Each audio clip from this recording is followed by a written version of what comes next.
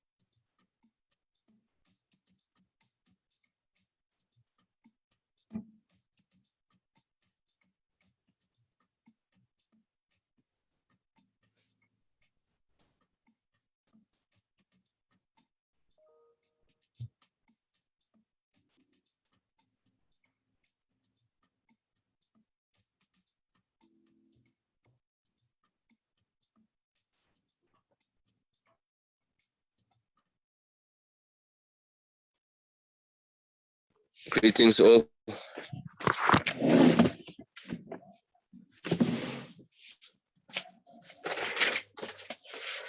we go. Can you guys? Yo. What's up, fam? I just want to see if everybody is here.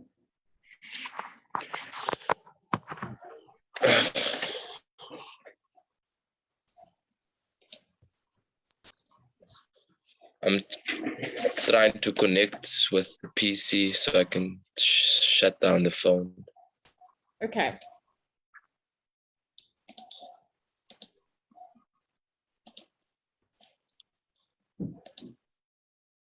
Yeah.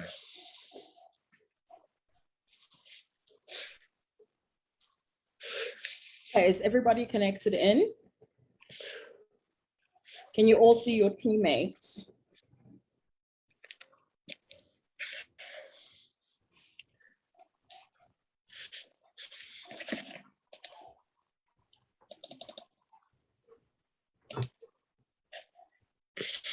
Hmm.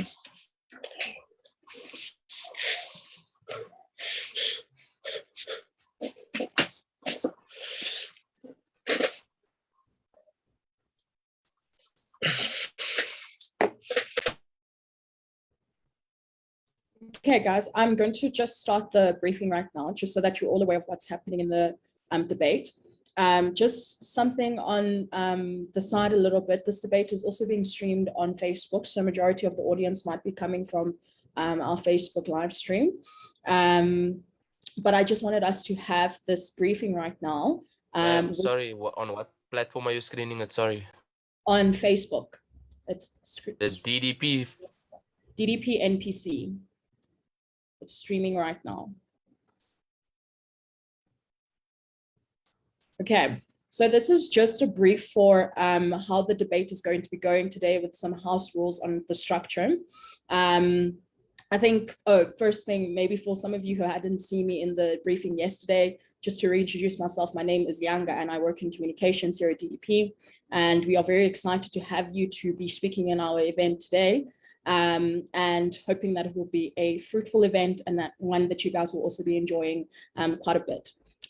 But for those of you who don't know who DDP is, we're a non-governmental organization that promotes democratic values and has been around since 1993.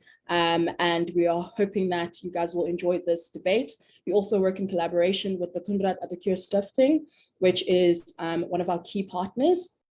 And that's why you see their logo uploaded over there. And we're very excited for you guys to participate in this debate today. So just in terms of house rules, we can just start with the debate format. The debate itself will be in world school style, where there will be two teams on opposing sides, two sides, side proposition and side opposition, and each team will have 3 speakers. Reply speakers need either to be the first or the second speaker of the teams. Speaking times are 8 minutes and 20 seconds maximum per speaker and 4 minutes and 20 seconds maximum for reply speeches. You are all welcome to send out points of information, or POIs as we know it, are permitted in the first minute of speaker time and are not permitted in the last minute and 20 seconds of speaker time. So therefore the ratio works out to be that 1:6:1. All mics need to be off while speakers are presenting their speeches, except for when speakers would like to raise a POI. A timer will be made available on the screen for all the speakers to see their remaining time. Speakers that speak past the allocated time will be muted.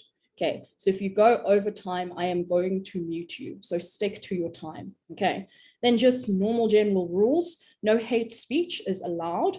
Discrimination or bigotry is strictly prohibited from the speaker's speeches, the adjudicator's feedback, or the chat box from the audience.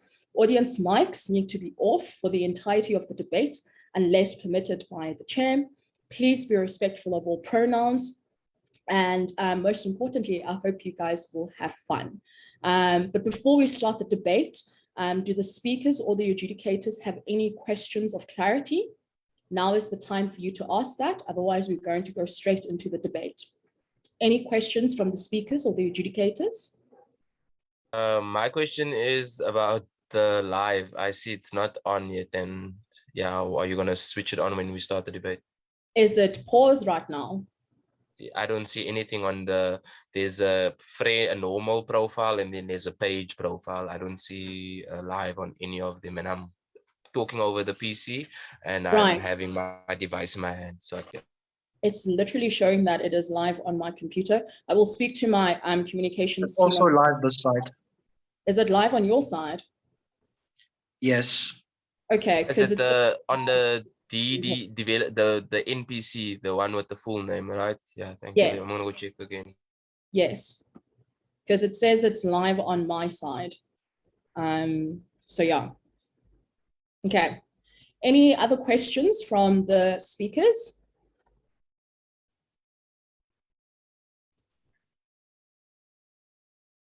No? Okay, awesome. I want like yeah, just have share you the put- live link in the WhatsApp, because like I can't find anything over here, guys. I'm not seeing it anyway, All but right, that's I'll speak to my can't see the communications. live specifically on my side. Sorry. Okay, I'll speak to my communications team for that to be sorted out, because I have to chair this debate while the live is still going. So I'll ask for the link shortly. So yeah, do you have the timer prepared on your screen? Yes, I do. However, I have a question, Yes. or a few rather. Firstly, is this a two-person panel? I believe so. Yes. The other All right. adjudicated. Yeah. All right. And so in an event where we have a split, who has the deciding vote?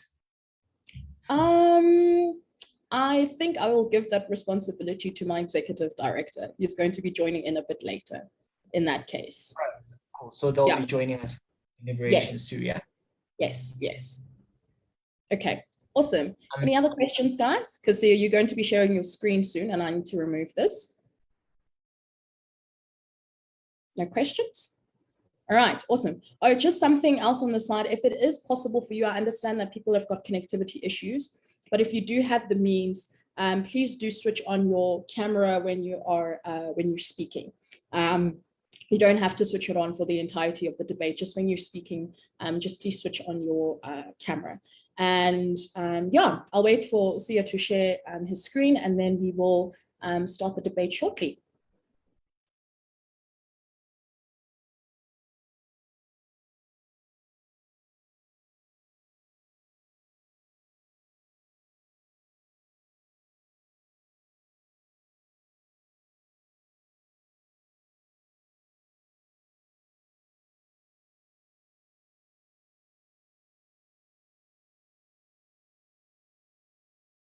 Okay, I'm just getting the Facebook live stream link for you guys, and then yeah, we'll start. Sia and Nhlanhla, would you guys like to chair the debate, or would you want me to chair it as well? I have no problem with chairing the debate. So it's been declared that the chairperson for the debate will be Sia, and yeah, I wish you all the best for tonight, everybody.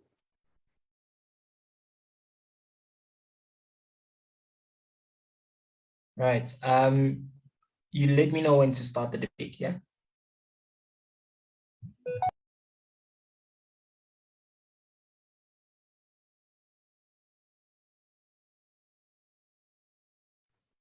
We can start it right now. All right, awesome. Without wasting any more time, I suppose every single speaker can see the time. Please do try and defer from calling out people using gender pronouns. However, I would like to insist that each speaker, before you speak, please let everybody else in the room know what your preferred gender pronouns are and how you would prefer taking your POI, either through the chat space or audibly by having people unmute themselves and say POI. With that said, would like to welcome the first proposition speaker, here. Greetings, everyone. Before we get there, I'm gonna start my video. Okay, cool. I can't see Apologies. myself on this side, guy, but okay. Apologies. I just want to confirm. I don't. Is my fellow adjudicator here, like my panelist?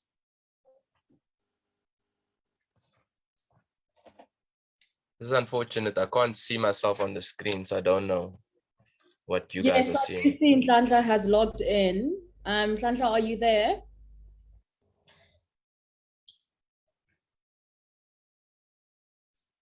Okay, I saw the response in the chat space.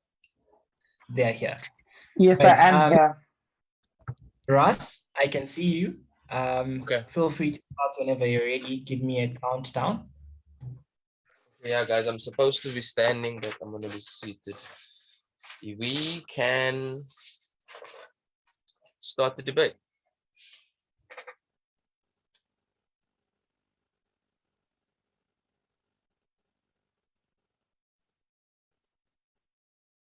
I'll start the timer as soon as you start speaking. Okay. Greetings, Madam Speaker, President Chair, and the gentlemen and ladies of this House. I sit here with 8 minutes in the significant and progressive sitting. And as the ruling party of this House, we will highlight the values of the historical lessons of the anti-colonial legacy. And with that, I quote George Hegel, "We learn from history that we do not learn from history." So, after centuries of colonial oppression, after decades of lobbying and organizing a resistance struggle, we categorically state that the gains of the anti-colonial struggle and the global struggle of the global South, in this context, Africa, cannot be erased nor deappreciated. Let the House take into cognizance the scramble for Africa that was initiated at the Berlin Conference of 1876. The historical meaning and the program of the anti-colonial struggle has always been a struggle of human values and a struggle of humanitarianism. And we can go back to biblical references or biblical examples of Moses that wanted to get out of the oppression of Egypt. So even in today's society, where we have new forms of colonialism, we must still consider how the values must inform the struggle of today, because we still do not have an Africa that is not plagued by the vestiges and the remnants of colonialism. As we say, we have done away with political colonialism, but we have now new forms of colonialism, which is cultural forms of colonialism and economic forms of colonialism. An Africa that has been subjected to divide and rule colonial policies of imperial European nations needs to unify itself, because we understand that the borders that was crafted and drafted by France, England, and all of these European nations that came to Africa to split us up, we need to undo the damages and the divide and rule and the psychological damages that they have done. And when we say that there is a need for atonement, it is still the need for reparations on a global scale.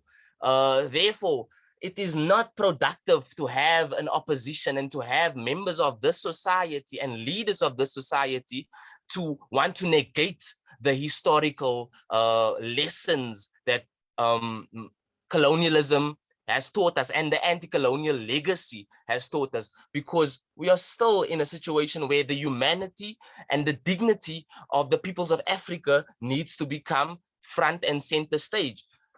And that being said, it was last week or a week ago that the gentleman from Tanzania actually won the Peace Prize, the Nobel Peace Prize for Literature.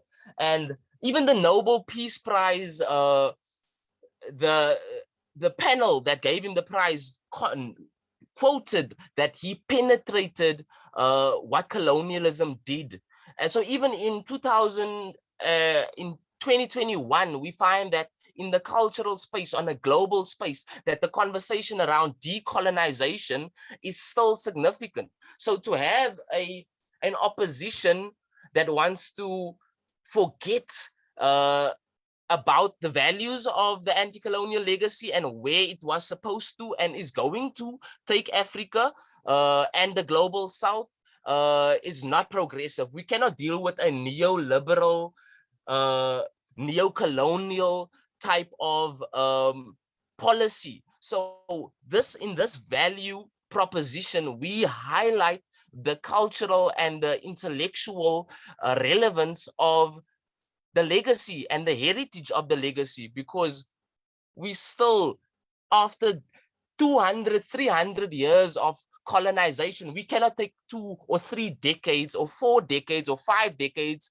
for other nation states to undo the damages of 200 to 300 years of psychological, political, spiritual types of oppression.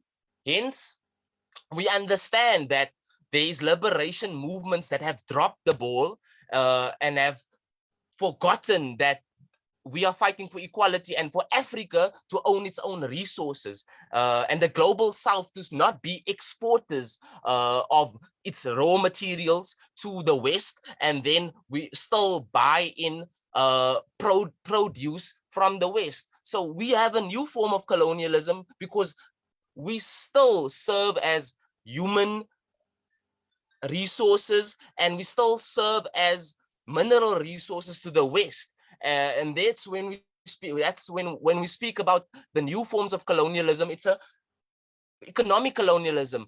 And 2-3 days ago, our leaders at the United Nations Security Council, where President Uhuru Kenyatta led the floor with attendance of Thabo Mbeki, President Thabo Mbeki, and Kagame from Rwanda, again stated how the unfair international trading system is not progressive for Africa and the development of Africa and causes more developmental issues.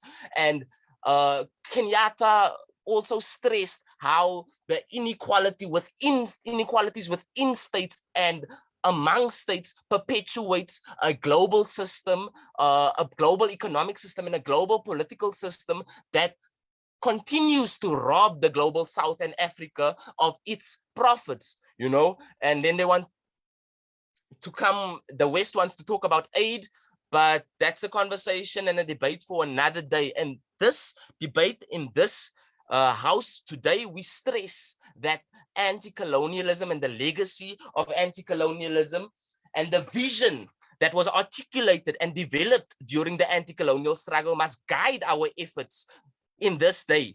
You know, even though we are not colonial, political colonized colonial states, there are other forms of colonialism, and we still need to forge a resistance against economic imperialism and cultural imperialism, spiritual imperialism. Therefore, if we do not have an opposition that is cognizant of all of the intricacies at the global level. So we also understand that how the anti-colonial movement gave us multilateral organizations like the UN and other multilateral organizations, because independent African nation states, including Ethiopia that was never colonized, and Ghana under the leadership of President Kwame Nkrumah, founded the UN. And the UN was founded in the values of humanity, in the values of people should have the right to self-determination, on the value of non-interference by neo-colonial and colonial powers in the affairs of the global South and previously colonized nations. I would like to thank the House for listening attentively to my debate. I am therefore closing my debate because I see that the timer has gone past 8 minutes and 20 seconds. Thank you. All right, we'd like to thank that speaker for that speech, and we'd like to welcome the first opposition speaker to open up opposition's case. Here. Speakers, please be reminded to give us your gender pronouns if you're comfortable with doing so. And all speakers are encouraged to give points of information. Thank you.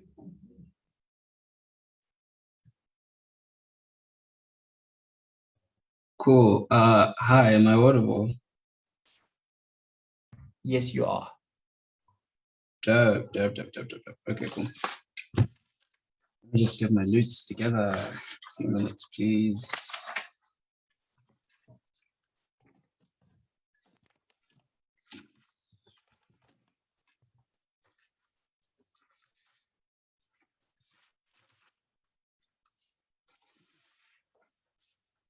Are you able to turn your camera on, or you have connectivity?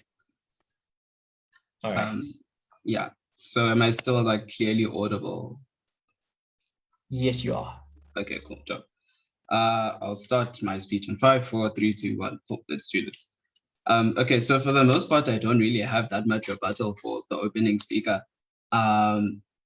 However, they did stress the fact that opposition parties shouldn't forget like any type of anti-colonial sentiment. And towards this, their main point was basically that we need to forge some kind of resistance against imperialism. And basically, we'll show how this point falls on our side as the opposition bench through our achievement of like institutional autonomy. And I'll basically show you how we do that and like how that point can like fall on our side. Right. Okay, cool. So, right. So now let's get into like our matter, right? So basically, we think that there's like two metrics for this debate, right? We think that whichever side is better for the development of post-colonial democracies, and whichever side allows for like increased sovereignty and like self-determination. We think that whichever side can like best represent like those two metrics, we think that side of the house should win the debate. And within that, we think that there are 3 pointers that we'll use for the debate, which is like necessity, legitimacy, and efficacy. Right. So now, like, let's talk about like the necessity of such a motion, right? We, for the most part, we do believe as the opposition bench that there's like a Western model for development. So you know, development obviously being political, economical, and social. And we think how that happens is, you know, firstly there's like emergence of civil associations, and then there's like creation of a coherent state, and then there's industrialization, there's universal franchise, and then there's the welfare state, right? So we think that if that process of development has been disrupted by colonization, then we think that there's like an inherent need for like some new way, like some new radical, like not necessarily radical, but like a new way of development that isn't necessarily one in line with like Western model of development, right? And we think for the most part, post-colonial spaces aren't equipped to develop alongst Western lines anyway. Because this is often due to a loss in like economic sovereignty, right? So basically what that means is like the value of commodities, value of imports, currencies, these are all set by like global forces well beyond the reaches of like these post-colonial states. So for the most part, yes, we think that there is a genuine necessity. Both sides can claim that. Point of information. I'll take a while before moving on. How do you Take the first speaker, I believe she's female. Yes, thank you. So you concede to the fact that there is a necessity to like have a form of opposition to the current African political context that is still negatively affected by colonialism. How do you do that on your side? We do claim that, like, yeah, we do believe that is a necessity. I'll show you how we do that, right? Yeah, any side can claim necessity, it doesn't really matter. So let me move on to show you like why like this particular policy of like having opposition parties embrace anti-colonial resistance. Let me show you why like it's inherently ineffective, right? Then for this, I want to introduce a bit of context. So now like let's talk about the importance of like anti-colonial movements first, right? Like this is important to understand. So firstly, we think anti-colonial movements symbolize the end of colonialism. However, we think that the system of exploitation still exists, exploitation and oppression, it still exists in modern society.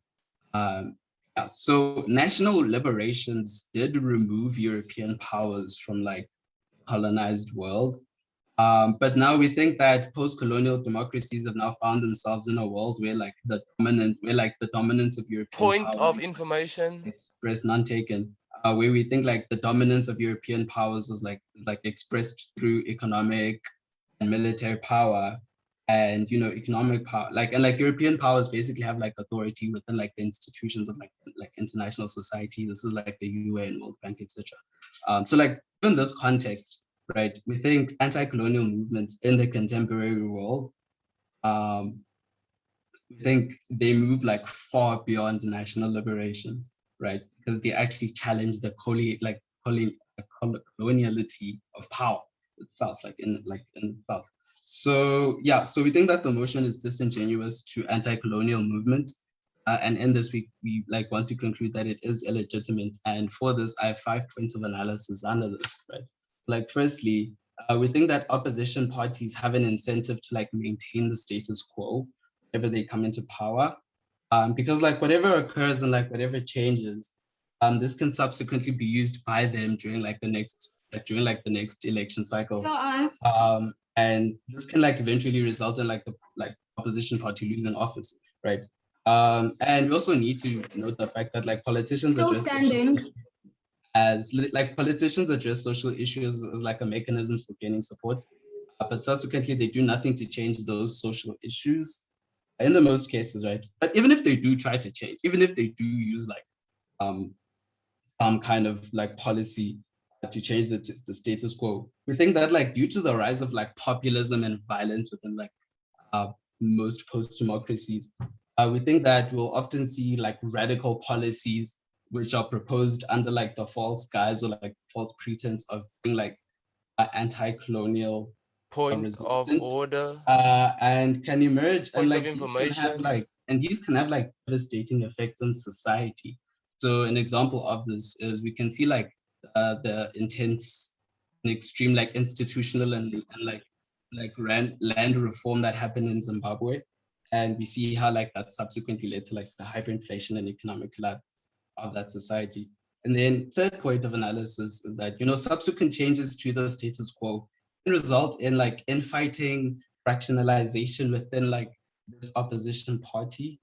And this can often lead to like riots and strikes and looting. You know, obviously these results like from like point of order, point of information in opposition parties.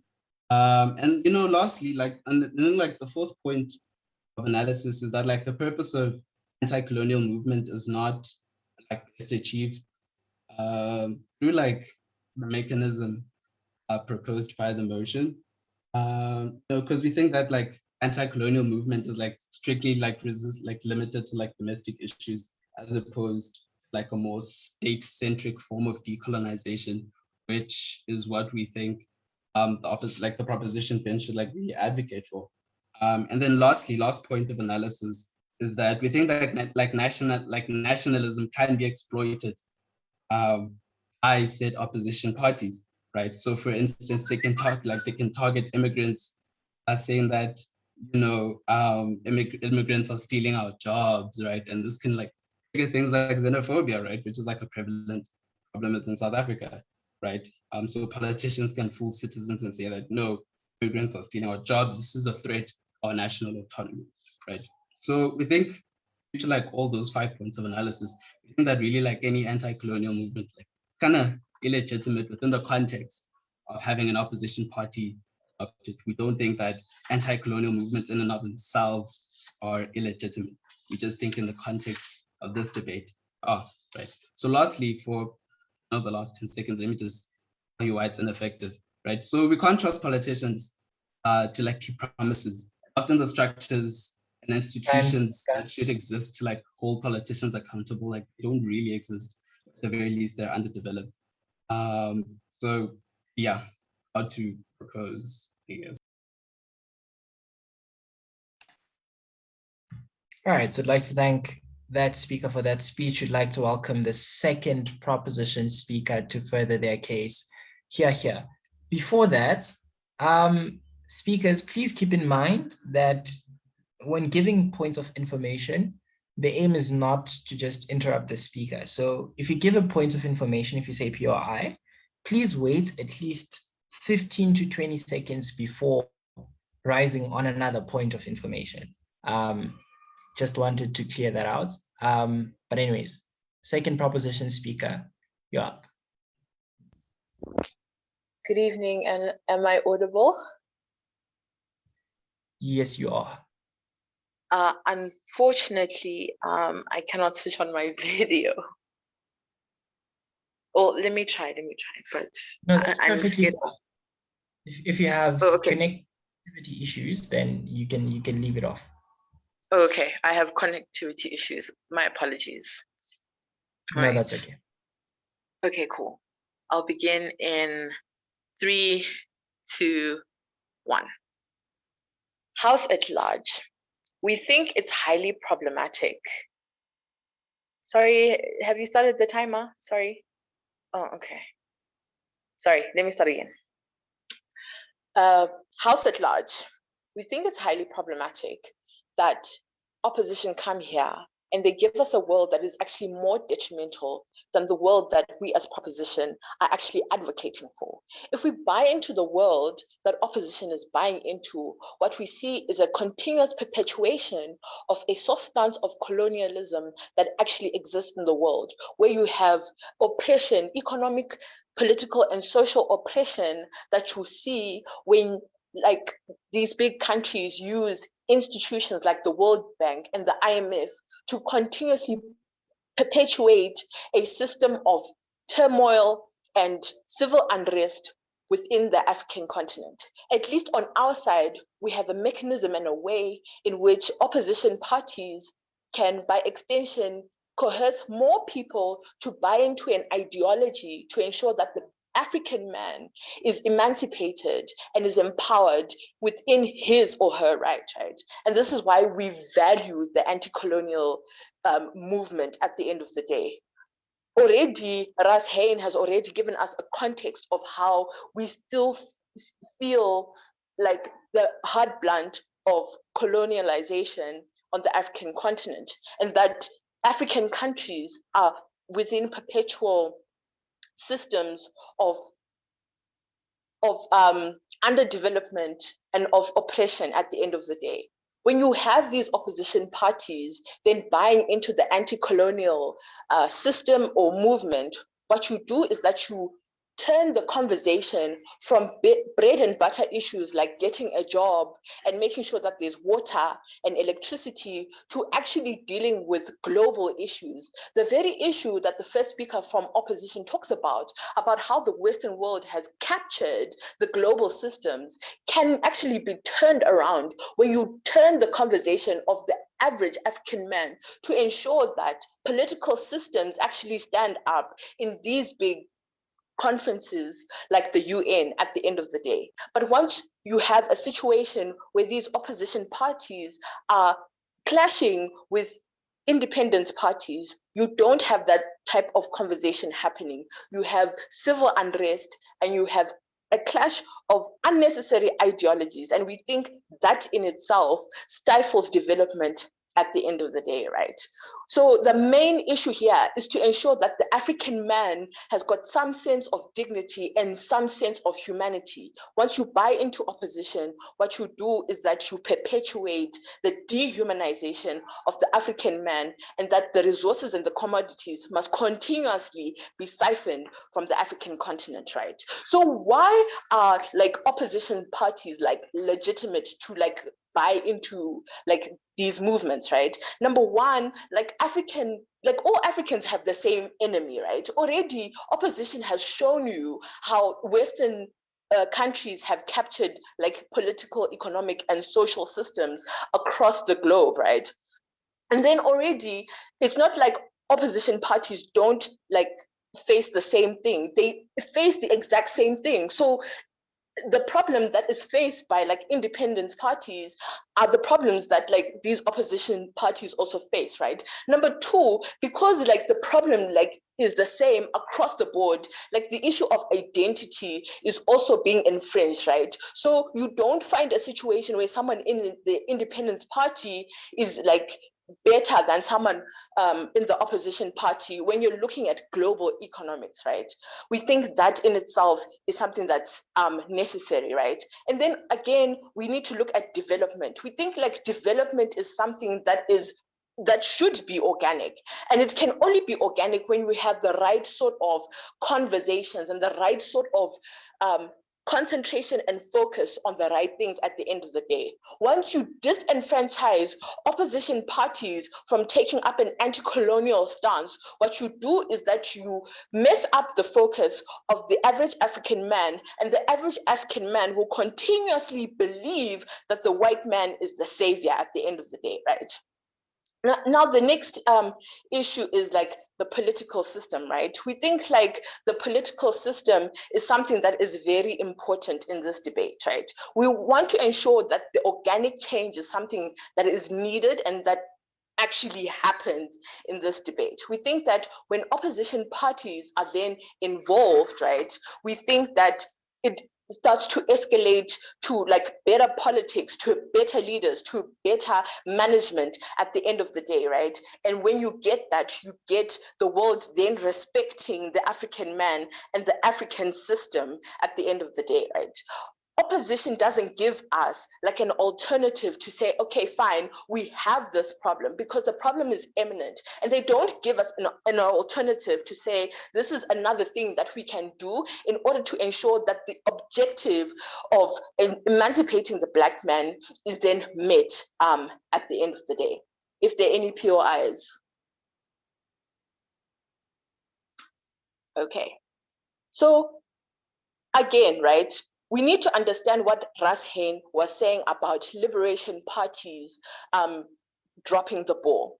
When liberation parties were fighting the anti-colonial, well, the colonialists in the anti-colonial movement, what they were doing was to ensure that the African man can make his or her decision on the political, social, and economic state of individuals and of the country at large, right? Which is something that was stripped from them because of colonization, right?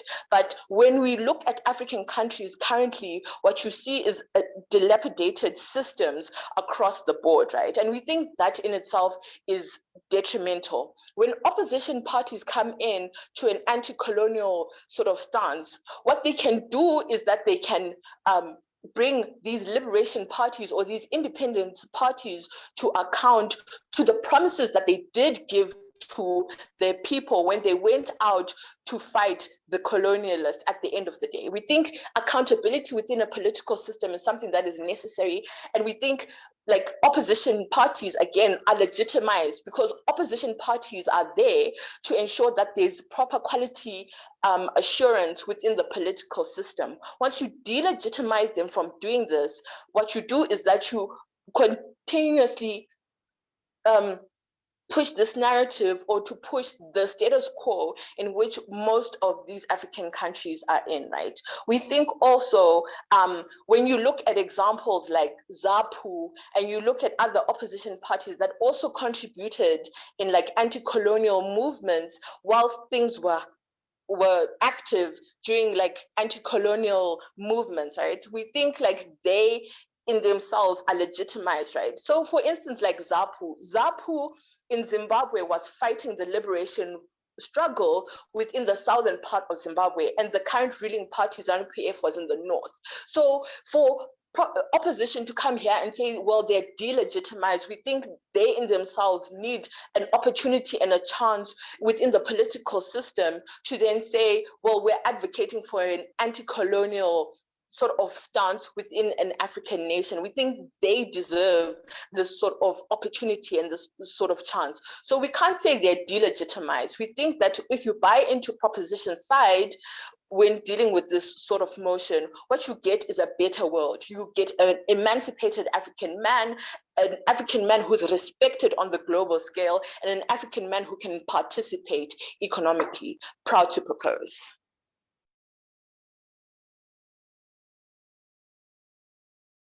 All right, so we'd like to thank that speaker for that speech. We'd like to welcome the second opposition speaker to further their case here.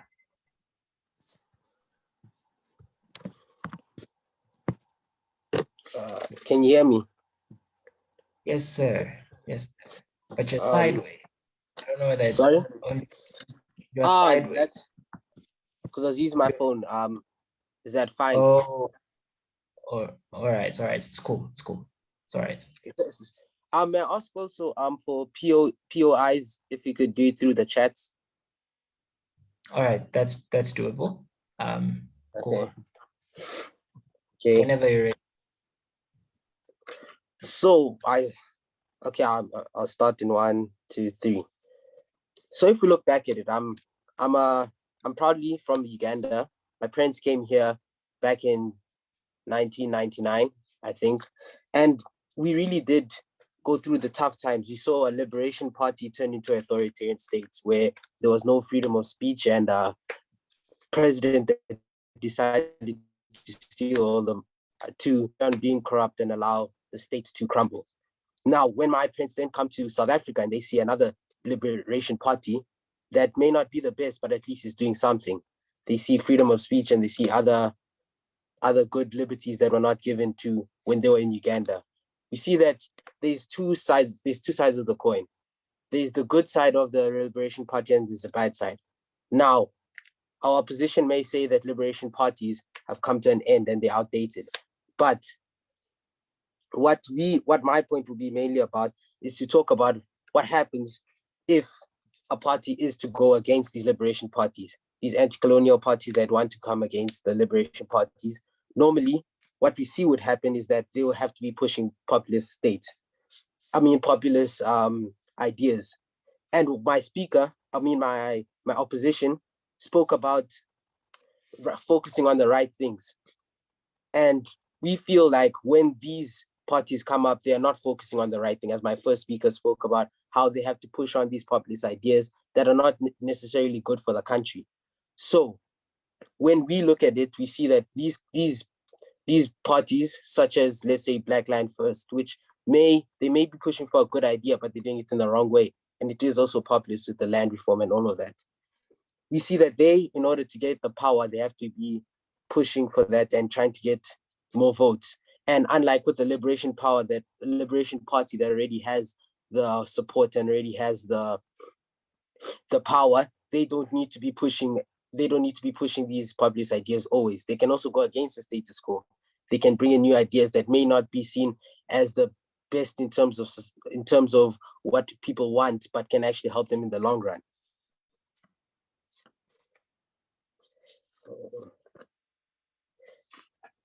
And I'd like those to rebut with, and also we also see that not necessarily that the liberation parties always lead to economic oppression. We see with other liberation parties, such as the one in Singapore, the People Action Party, we see that it can lead to also good economic reform. Thank you.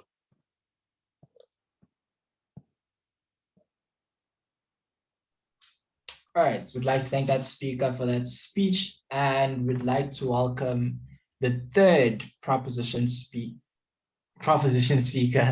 to further their case. Here.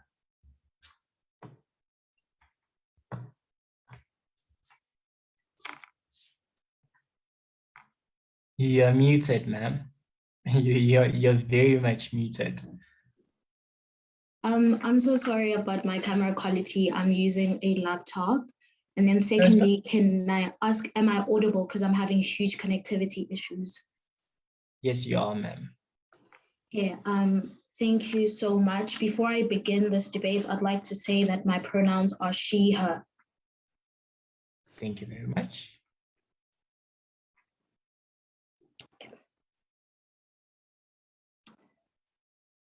Panel, we would like to say that the very reason as to why side opposition loses today's debate is because not only do they not give analysis to their argumentation as to why opposition parties should not embrace a legacy that actually liberated the African people, that actually liberated Black people, but they contradict themselves in today's debate, right? So first strategic failure in this debate is when we have an opposition that is conceding to the fact that a new form of change in terms of today's current political system in post-colonial countries needs to actually exist. They concede to the fact that there is a wrong in the status quo and we need to have a change. What they don't do is give us what does this change actually look like. But then more importantly then, we say that when they don't give us an alternative and they argue for the fact that we need to oppose the colonial damage that still exists in today's society in Africa, or rather in other post-colonial countries and states, we therefore say as a side proposition opposition that not only do they not bring anything in today's debate, but more importantly then, they actually concede to the fact that radicalism, or rather, we need to actually, to an extent, actually embrace a colonial legacy in terms if we want to actually have a progression. With that, I greet the floor at large. So first things first, what I'm going to do is actually then look at the main clash in today's debate, right? So the first question of today's debate is necessity. Why do we need to do this, right? Firstly, then, we say that under necessity, what we get from side opposition is a side opposition that basically opposes opposition parties embracing a legacy of an anti-colonial history and an anti-colonial, principles on the basis of inefficacy, right? Where they speak about things such as corruption, where they speak about things such as political or rather economical consequences of radicalism that actually aren't at the best interest of the actual economy. First strategic response to that panel is the fact that we can't necessarily oppose an ideal or a narrative on the basis that it is going to rather be that there's going to be corruption involved, right? Because what we tell you as a side proposition is that corruption is not necessarily inherent to the anti-colonial movement. What does that specifically mean, right? We say that corruption can happen in any narrative, in any system. Corruption can exist in nationalism, corruption exists in capitalism. So the fact that you say then that you're opposing nationalism on the basis that it's going to be corrupt, we say that you actually then fail in engaging with efficacy in this debate, because we say that inefficacy is not necessarily inherent to anti-colonial movements. But more importantly then, what is the strategic importance of this response? The strategic importance of this response then is to therefore say that the minute that you oppose narratives or ideas or system on the basis that the government who executes it is going to be incapable of doing that, we say that then you're arguing in the wrong debate, because rather than we say that strategically what you're supposed to do is then argue how you solve corruption and not the idea itself. Because at the end of the day, what you then don't do in the debate is actually tell me why embracing an anti-colonial struggle is still wrong, because of the fact that corruption is not inherent to the struggle. An example that we give to this is the idea that you don't necessarily oppose the idea of having a government in society because of the fact that governments can be corrupt. You only oppose the corruption of government, and what you then do is to create systems to mitigate corruption. You don't actually get rid of government as a whole. Strategically then, what does this do in today's debate? Strategically then, that means that we had a side opposition that couldn't even prove inefficacy. But panel, we say that even if a side opposition was able to prove inefficacy on the basis that corruption can happen, on the basis that, they also spoke about the fact that these new forms of government are going to do like a false pretend where they pretend to embrace anti-colonial struggles, anti-colonial legacy, but then they're actually doing the opposite thing, right? So we say that even if their argumentation was actually correct in the debate, that still then doesn't illegitimize the fact that we need to embrace a history. We need to remember this history, right? Because then what you have a problem with is the new government that is ineffective, right? So you don't get away or get rid of a history that is very important to an African identity, right? Well, we see that my first speaker and second speaker spoke about that we need to actually have an embrace of the legacy of anti-colonial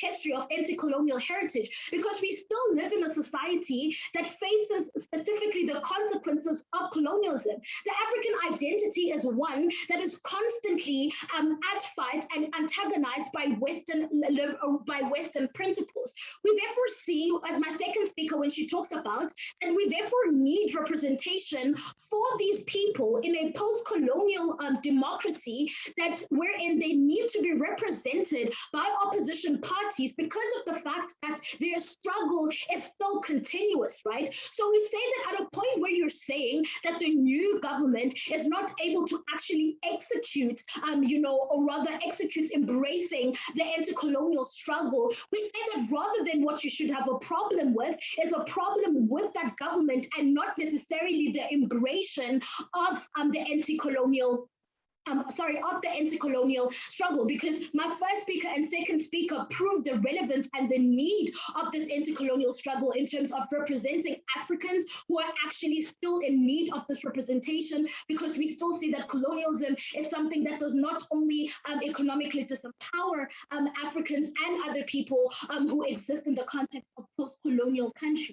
What does this do in today's debate then, panel? In today's debate then, we strategically prove that we've had a side opposition that principally could not win today's debate, right? So where we say that principally they don't actually have a problem with anti-colonial history and embracing it, but more importantly then, they don't engage with our points where we talk about how a conversation actually needs to happen. We say that in a context where they also concede to the fact where we see that internationally, these international communities have power, international politics. We see that even in the international economy, we see that we have an international, community wherein Western powers are monopolizing politics, narratives, and their economy. Therefore, then, we say that in our world as a side proposition, wherein we have opposition parties that are constantly antagonizing that form of colonialism, or rather that form of, slavery that still exists, but is rather carpeted, in this new image of 21st century democracy. We say that this conversation, therefore, that is being held by opposition parties who actually embrace the legacy of anti-colonial history and principles is one that is still needed, which is what my second speaker spoke about. Panel, we say that in our world as a side proposition, we therefore have, a world in which anti-colonial or rather post-colonial communities not only have representation, but rather their voices are heard. And that is why we believe that side propositions should win today's debate. And thank you.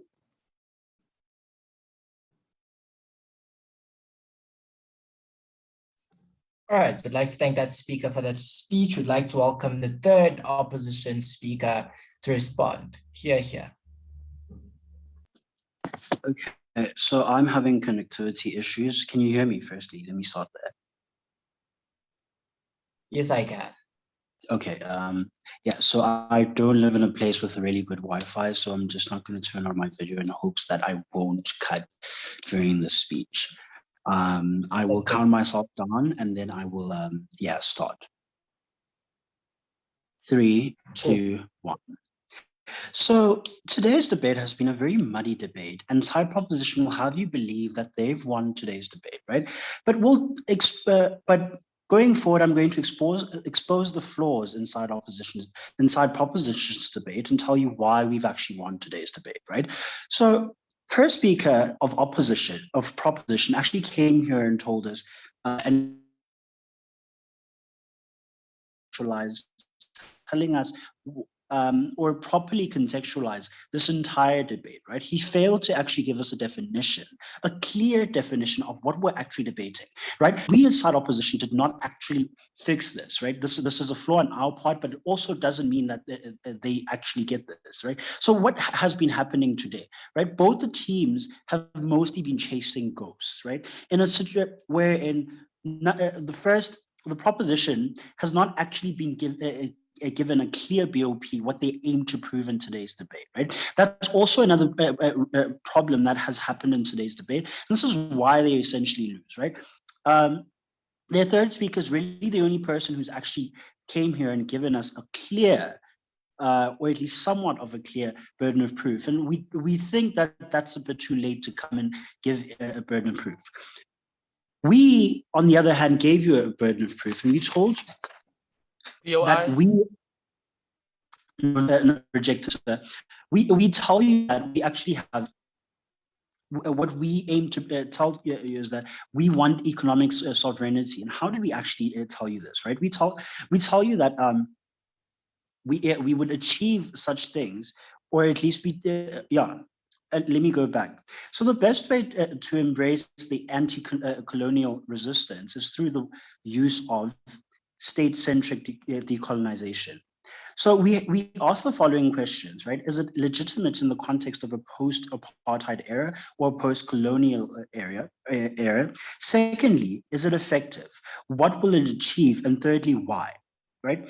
And we also give you the example, or at least we were meant to give you the example, that the formalization of cobalt mining in the Congo areas around mines develop critical infrastructure, right? So we tell you that we need to actually, we do concede that proposition is right, that colonialism still exists in today's day and era, right?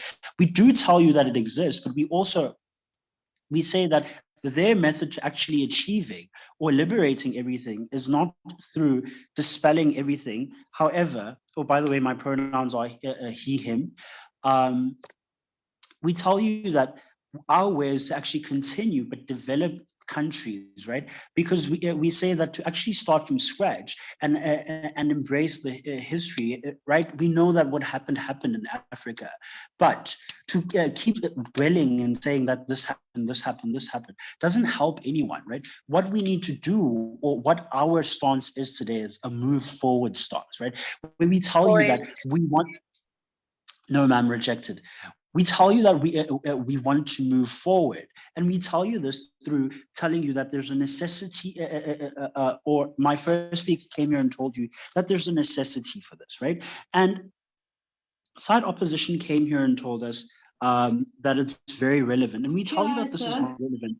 Rejected.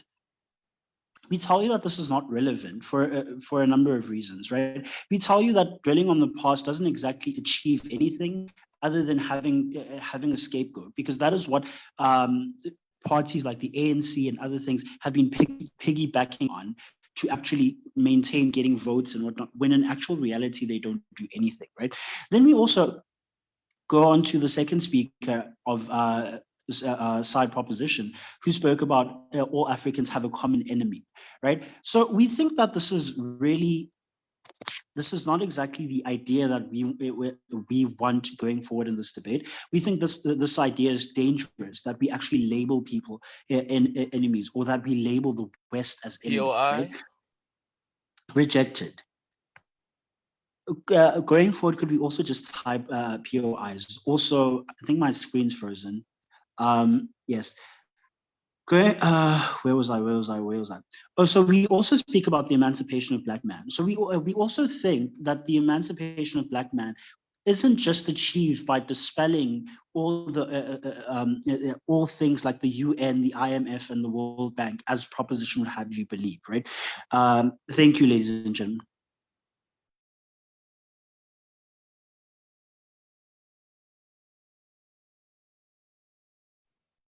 All right, awesome. We'd like to thank that speaker for that speech. We'd like to welcome the opposition reply speaker to close off opposition's case.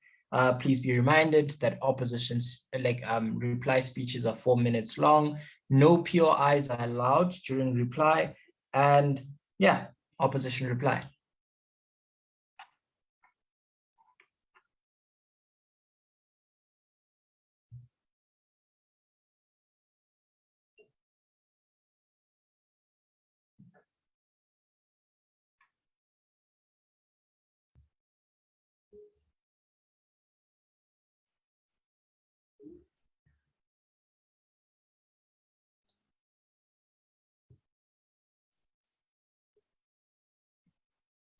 Opposition reply. Apologies, House. I'm waiting for my colleague Natasha to come to the floor. Oh, opposition reply speech. Okay, cool. All right. Please just give me 2 seconds. Okay, cool. Okay. I will. Again, hi, I'm Sabelo, reply speaker. My preferred pronouns are he, they.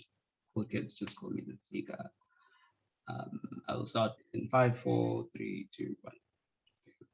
So for the most part of this debate, we think that we've identified just basically two clashes, right?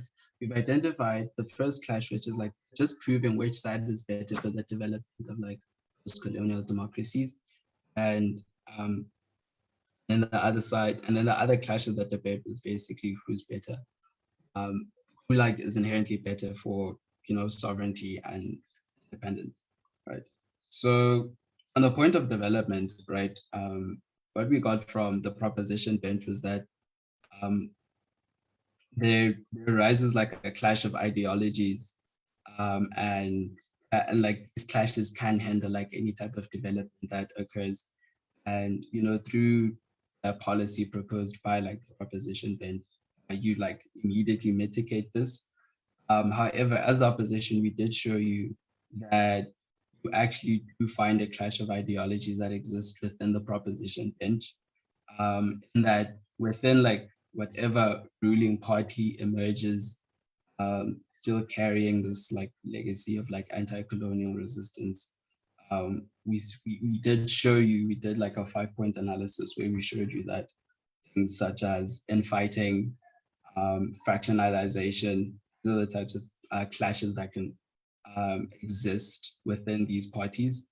In a sense, that in and of itself can hinder development, right? Then which side, and then on the second clash, which side is better for self-determination and like sovereignty? We proved that to you. So the last speaker gave you the example of like what an alternative would look like. So he told you that, for instance, formalization of cobalt mining in the Congo. So what that means is basically you formalize this area, you build critical infrastructure, and ultimately you allow this area to govern itself because you then create schools, clinics, etc., etc. And yeah, that does allow for like increased self-determination and increased sovereignty. So we think that we win on those two clashes. Thank you.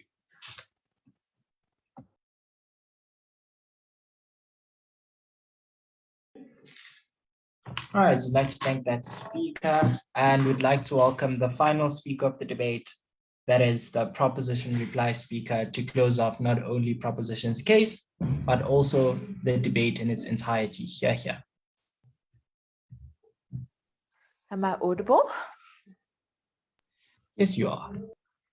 Okay, awesome. I'll begin in 3, 2, 1.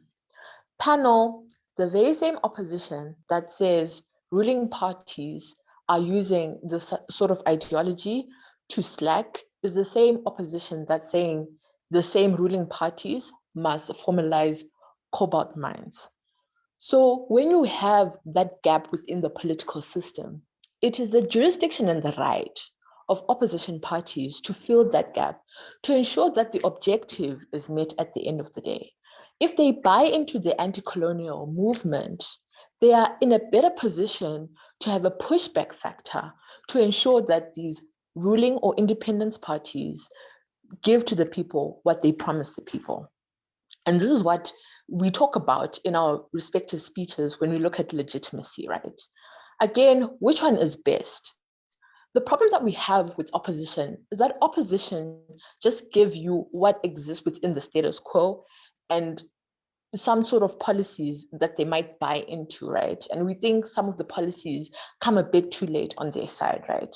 But we tell you that if you buy into the status quo, what you do is you perpetuate this soft stance of colonialism that is actually existing in the world. And the only way that you push a narrative for an emancipated Africa is to ensure that everybody is speaking and acting towards an emancipated Africa. This is done when everybody is speaking the same language when we're looking at the anti-colonial sort of situation. When we're looking at things like economic sovereignty and how the African continent is being infringed on, right? We don't think opposition give us like a mechanism in which the status quo then addresses it at the end of the day. And because they don't address the problem, we as proposition don't think they brought the best sort of policy at the end of the day. We as proposition tell you that at least if we have people that are filling the gaps, when these independent parties are not acting, what you do is that you get a better political, economic, and social sort of situation. And once you get that, you get a better and emancipated Africa. We need to adhere to the fact that the entire House realizes that colonialism has got like after effects that are still being felt today, right? And if we are not going to buy into a policy or buy into mechanisms that mitigate or curb these problems, we think that specific team then loses this debate. We think that opposition don't speak to mitigating the problem or trying to curb it. Rather, they talk about the status quo, and they in themselves are philosophically inconsistent, where they say, if we use this, we deplete the African continent, but we must use the same sort of systems to then build it up. We think that in itself is problematic. We have a problem and we need a pushback factor in order to change the problem. We start with conversations and we start with the changing of policies. We think opposition parties are the right sort of individuals and institutions within the right sort of spaces to then push the narrative. And we must welcome them if they're going to buy into an anti-colonial sort of stance and sort of movement. With this, we're proud to propose.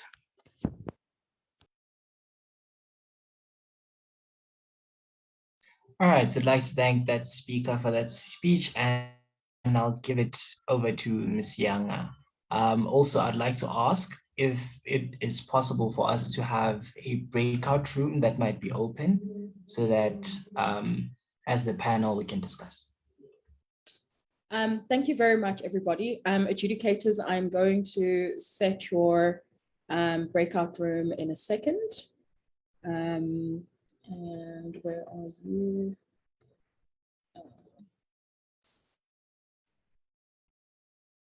Okay. Okay, let's see. Okay, so,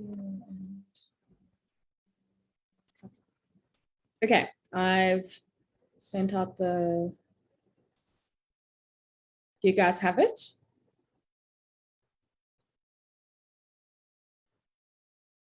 Yes, we do. All right. I think adjudication should take, okay, how much time do we have? We have up until, well, we're going to close the session around 10 to 8. So let's say adjudication should be done by 1:45. All right, that's perfectly fine. Thank you. Thank you. All right, guys, thank you so much for such a wonderful debate. I think it was very insightful and very informative as well. And I also think there were some moments of heat throughout the debate. We're just going to wait for the adjudicators to get back. And I just wanted to also maybe ask if you guys have questions for one another that perhaps you didn't get to during the debate that you would like to, get off your chest now, while we just wait for the adjudicators, because this was a really interesting take. So yeah. Hey everyone, can you hear me?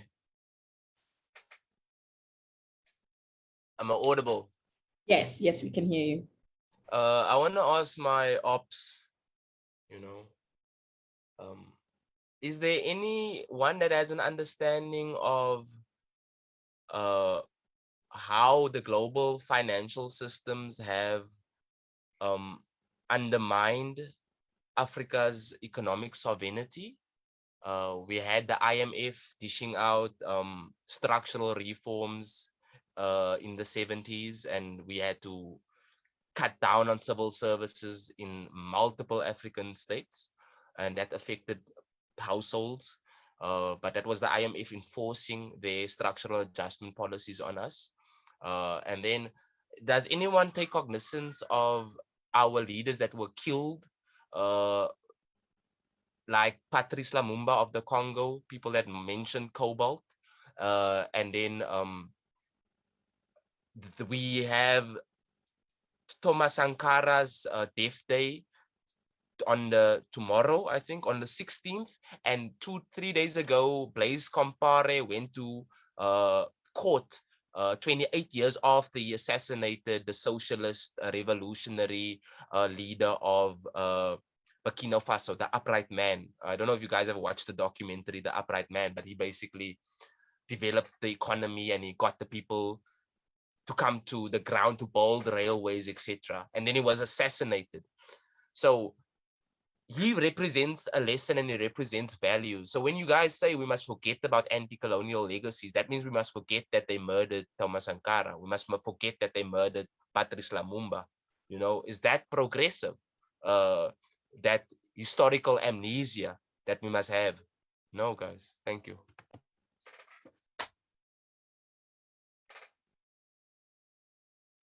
Anyone from that opposition who would like to take that? Or maybe if you are on side of opposition and if you were debating for opposition, like how would you want to, you know what I mean? No, sorry. I don't think that. No, it's chill. Don't worry. I don't think it's basically saying that no, we should forget about what's happened. But I think that we should perhaps look towards institutionalizing the different ways through which we remember. So, for instance, like, I don't know. So, like, for instance, are there things that promote heritage? Are there institutions that promote history? You know, our education from like high school is very not up to par in that regard in terms of teaching us about like African history. Well, for those of us that like went to like a section C, like pretty cool. Yeah, I think a more institutionalized approach would like better, I think would be desirable. No, that's my 2 cents. Okay, Mam Kabela, I think you had something to say. Hi everyone, I'd just like to say thank you so much for the debate, and also to I don't know the whole organization, but I'm just gonna thank Yanga because I only know you for hosting such like an insightful debate. I think that it's just very important to always hold these conversations, especially because, you know, they're very relevant to us. So, you know, it's always good to, you know, engage ourselves and learn from each other. So I'd like to say thank you. And then secondly, with regards to just like responding outside the with regards to Sabilo's response, right? The minute that you talk about institutionalizing, embracing, or rather institutionalizing us remembering, like, you know, both Steve Biko and, you know, all these heroes and stuff like that, you debate under proposition, it becomes a problem. And then secondly, then, because that does constitute as actually embracing, you know, an anti-colonial struggle. Secondly, then, within your very same case, you do an analysis where you are like, we don't like the anti-colonial struggle because it's corrupt, because radicalism equals to economical destruction and stuff like that. So at the same time, you are against this movement, or you are against this movement, and at the same time you support it, you contradict yourself. But secondly, and most importantly, the reasons as to why you are against the movement is not because of the movement itself. You are against the execution. The execution of it is the problem of Bozuma, is the problem of the current people, right? The people themselves and not the movement itself. What this means is therefore that the inefficacy is not inherent to the movement. The inefficacy is inherent to people's failed, like, you know, execution. Therefore, you have to attack execution, because at the end of the day, you're not opposing the anti-colonial movement, because you yourself recognize that we need to remember the fact that they fought for us. So strategically then in the debate, you don't actually then argue on like opposition sides, you actually argue on proposition side. But then more importantly, then I think that, you know, in terms of how we communicate, I wasn't offended by this, right? But in terms of how we like communicate like debates like this, I think we need to like think twice about what we say and how we say it, because I felt like there was a point in the debate where like one of the speakers was like, okay, fine, we'll colonize, but we need to move past that. And I think that that becomes problematic when both teams concede to the fact that colonization still negatively affects us and impacts us. More importantly, then, I didn't have time to say this because, I was like very flabbergasted and stuff like that, and a bit nervous because I'm very crusty. I adjudicate more now than I actually debate. But I didn't have time to respond to this. You actually then, like that statement, I'm not gonna say it's an argument because it wasn't even analyzed, right?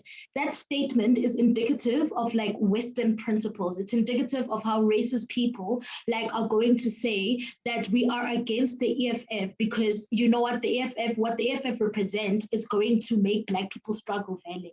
What your principles do, they oppress you guys, right? So here we see that you guys are embracing a very Western, principle that continues to oppress us. And also the way that you even say it is some people that, could find offense. I like didn't because I'm a very relaxed and chilled person. I understand that we're debating and, like we're in a situation where we don't like or aren't given, like the space to properly think about what we say. But I think like in like next instances, because I could have been offended, my whole family was exiled. And like we struggled, like even like my economical situation right now as a Black woman, I'm going to blame colonialism.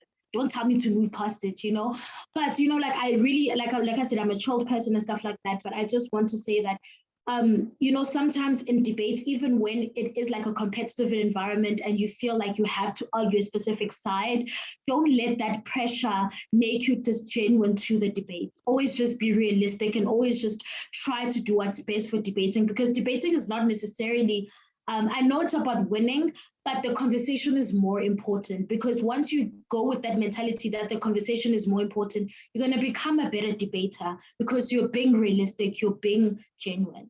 But thank you so much, guys, for the debate. I really, really enjoyed it. And also for the people who set the motion, I think that it was a really nice motion. So I'd like to say thank you. Yeah. Yo. Awesome. That was very, very insightful.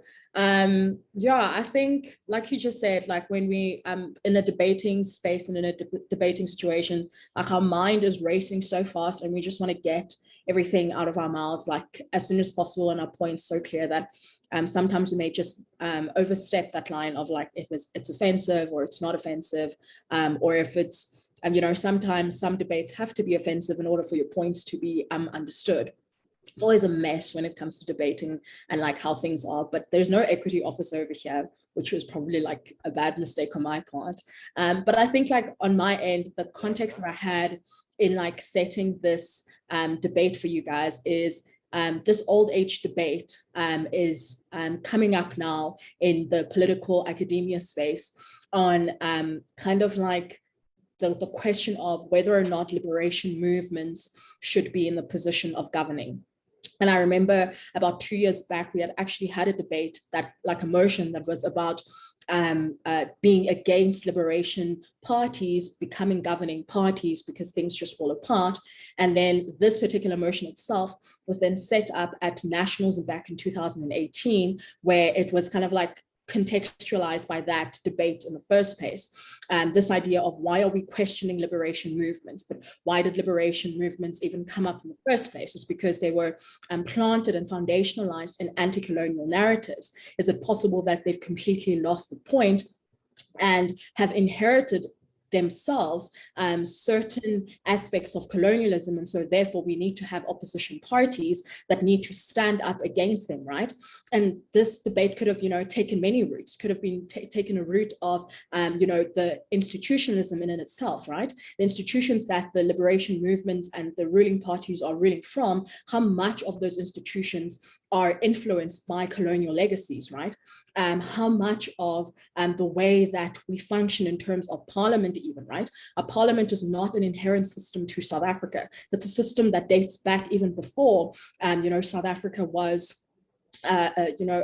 post-1994 democracy. It was even a system that was adopted by the Dutch system and then, inherently adopted by the Afrikaans, right? The mere fact that, South Africa was, like, I thought that maybe the debate would go into the context of South Africa. The fact that South Africa was not just a country that was colonized once, but we kind of had like a double colonization over here. So the people who got their independence were the Afrikaans population in our country and the English population in our country, but not necessarily people who are not white, right? And so there was kind of like a double colonization happening here. And the unique situation of how South Africa was not just like a double colonization, but the fact that we had two countries that had a claim over South Africa. And so obviously that means that there was kind of like a double colonial legacy that was going to be in effect and is still being felt in effect like to today, right? And so there's like different components that have come up from the debate. And I think different ones were touched by the different sides, but I'm not adjudicating. I really enjoyed how you guys touched on it. And I'm going to hand over now to the adjudicators to find out who's the winner of the debate tonight.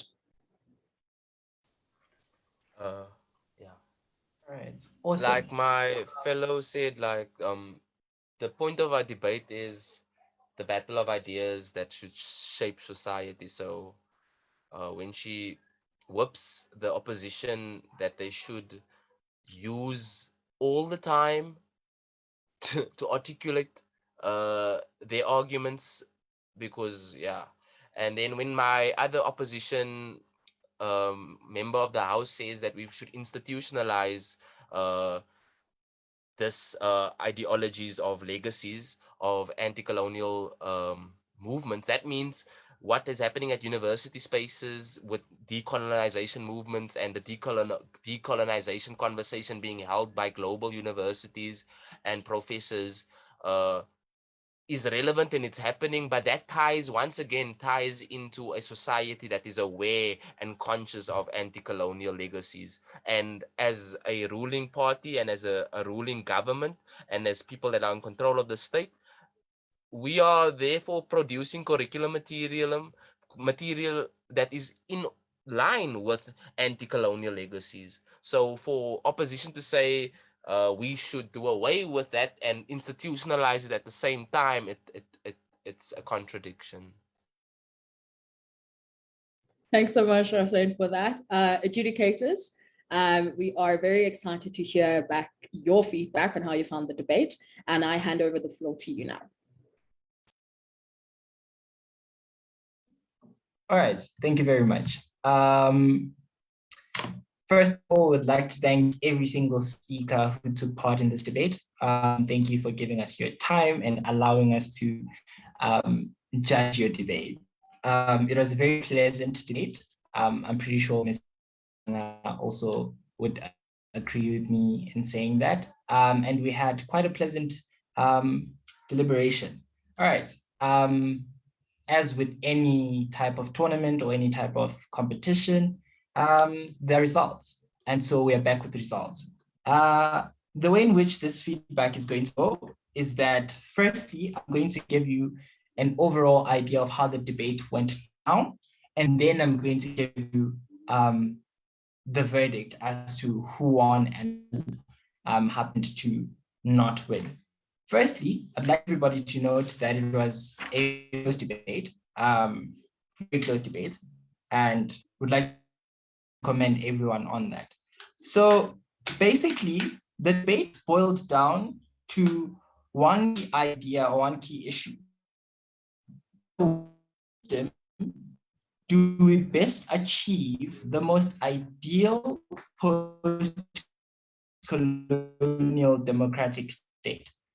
And after this, we got the idea that, am I frozen or is Younger frozen? Okay, wait, I think I'm frozen. Am I clearly audible? Everyone. You were cutting off a little bit, Sia, but I think we can hear you properly now. Do you just want to Can you guys hear? You keep on cutting off. I don't know if it's just me.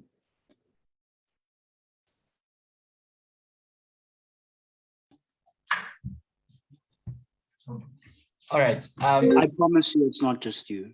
Okay, awesome. Awesome, great. Cool. So Okay, we Yes, can I've hear seen- you clearly again. Yeah, we can hear you now. awesome. It basically boiled down to one key issue, which is under which system do we achieve the most ideal post-colonial democratic state? And under this, the ideas we get from side proposition is to say, look, we think that the type of society that we live in currently is one where we still experience the after effects of the colonial rule that existed in the years prior to independence.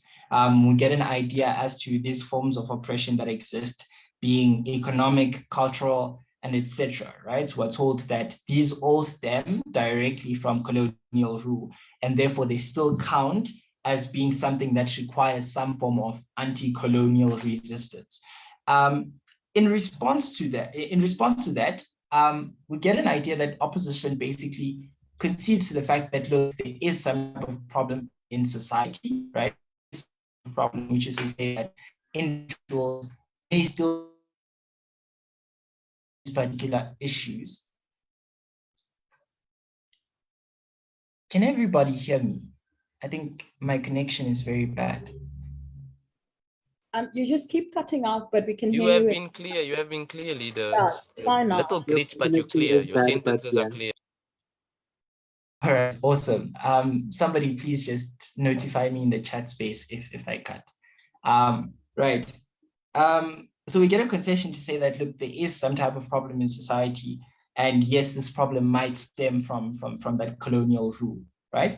And from that point then onwards, it's a fight between two systems. One proposed by proposition to say that, look, we want these opposition parties to be the ones to claim and use the legacy of anti-colonial resistance in order for them to be able to not only try and uplift the Black man from the type of situation that they're in, that is as a result of that prior colonial rule, but moreover, to hold the current state system accountable for not being able to pull through on the promises that they actually gave to the people after gaining independence as a state, right? In response to that, we basically get a system to say that, look, on the counter consideration, we think that a state-central, a state-centered type of representation or progression without looking at past issues of colonial rule is something that is most likely to help progress the states and the nations, right? Now, one, we think that we don't get any direct engagement through that particular system to show us why the system of having these opposition parties would be something that is particularly bad. The only type of response to that is that we get is to say that, look, these opposition parties are largely popularist and that they are most likely to be sensationalist, and that when you give them the ability to claim this particular type of campaign power, they are most likely to abuse it and try and push through irrational policies. Now, it's very important for us then to get analysis as to how exactly these particular irrational policies are going to then come up, right? Because this is not about them having won the elections. We need to understand why that influence that they have is something that is largely detrimental to the currently standing power. But we don't get that, right? And the majority of that argument about how like opposition parties should still hold power still stands, right? And in response to the idea of the state-centered progression without looking at the past, we get the idea that, look, that's a problem solution gap, because basically you can't say that you identify that individuals in society are in need of some type of systematic change and still give the ability to make that change to the same state or to the same political power that hasn't been able to bring about that positive change. And so on that, and because that's what the debate boiled down to, we gave the overall debate to team proposition on a unanimous decision.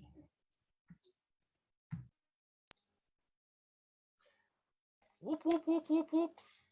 Thank you. Awesome. Congratulations, our proposition for that. You guys will be getting your certificates, I promise, during the course of the day tomorrow or on Monday. I'm working on those. Congratulations, everybody. Thank you so much for participating in this debate and for all availing yourselves for this conversation. I think it was just fantastic. I also see that my executive director is actually on the line, and I don't know if he would like to say a few words, just to give just a vote of thanks for the speakers. And yeah, just to show our appreciation from DDP to you. Hi, Dr. K. Thank you so much. Hi, great conversations going in there. I really appreciate very much. First and foremost, just to thank all presenters who really showed up for tonight. These are very exciting conversations. I really listen in the background, although I just came in a couple of minutes ago. Just before 5:30, I got a call from SABC TV. And I thought it was going to be a short interview. It ended up being something else. But I'm here and I'm excited. Thank you so much, Yanga, for making it work. And this kind of conversation, how I wish we had more time to be able to continue engaging in this exciting debate that I think is very relevant for our country where we are right now. But also in the most important part of it, as it links to the work of DDP, is to ensure that dissenting voices on things that we hold dear to us as traditional views must be listened to and be engaged with, because a thriving democracy is where every voice counts. And I think for me, when I hear the conversation that you guys have been having and the propositions that you're putting forward, I see a microcosm of a society that DDP envisions as part of our work in encouraging citizen engagement on issues of politics and development.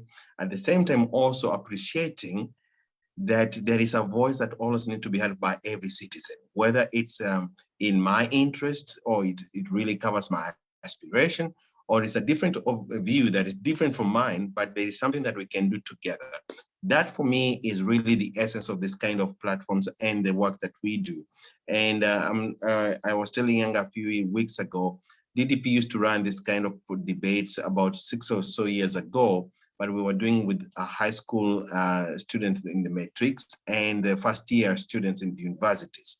For some reason, we changed direction for a while as we moved into more community engagement work. But I see a possibility of reviving this part of our work in the coming year. So I'm very thankful to you, Yanga, for giving us a taste of what this would look like.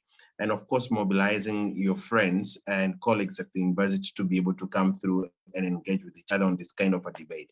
I hope there could be a possibility of doing one more before we close the year. And no pressure, Yanga, but it'll be something I'll be very much looking forward to.